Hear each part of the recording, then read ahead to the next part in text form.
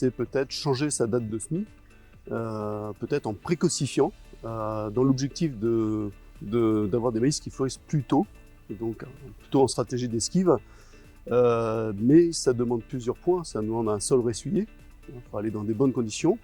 Il faut peut-être l'accompagner d'engrais starter, pour pouvoir le booster aux phases de sevrage. Et puis troisième point, au cas où il y a des ravageurs présents dans le sol, protéger au mieux la plante jusqu'au bout.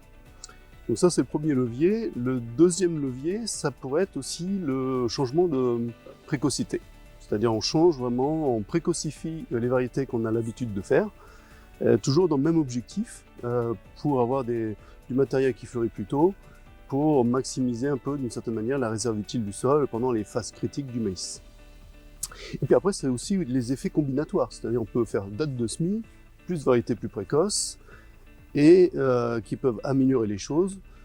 Et puis le troisième niveau, c'est aussi peut-être choisir des variétés qui auraient des comportements mieux tolérants aux sécheresses, aux différents stress hydriques et thermiques, pour pouvoir mieux stabiliser les performances lors des à-coups climatiques.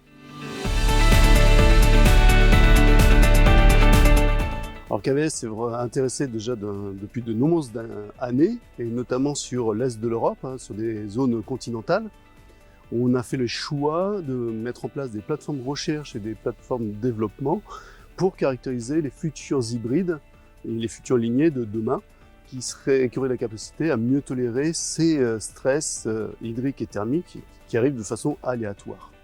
C'est un programme, un gros réseau européen qui est mis en place, de la France jusqu'à la Russie, pour déterminer ces variétés-là. Et la conclusion de tout ça, ça nous a amené donc à lancer en 2016 le label Climat de Contrôle 3.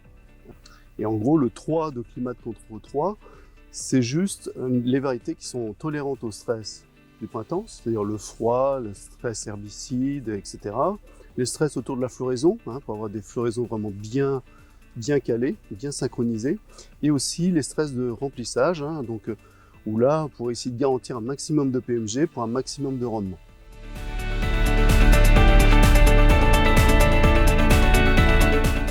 L'objectif qu'on a, nous, c'est préserver les composantes de rendement pour avoir déjà un maximum de grains mètre carré. Donc là, c'est le travail, le savoir-faire des sélectionneurs qui vont essayer de trouver différentes manières pour que la plante s'adapte dans les conditions les plus dures au mois d'août, par exemple.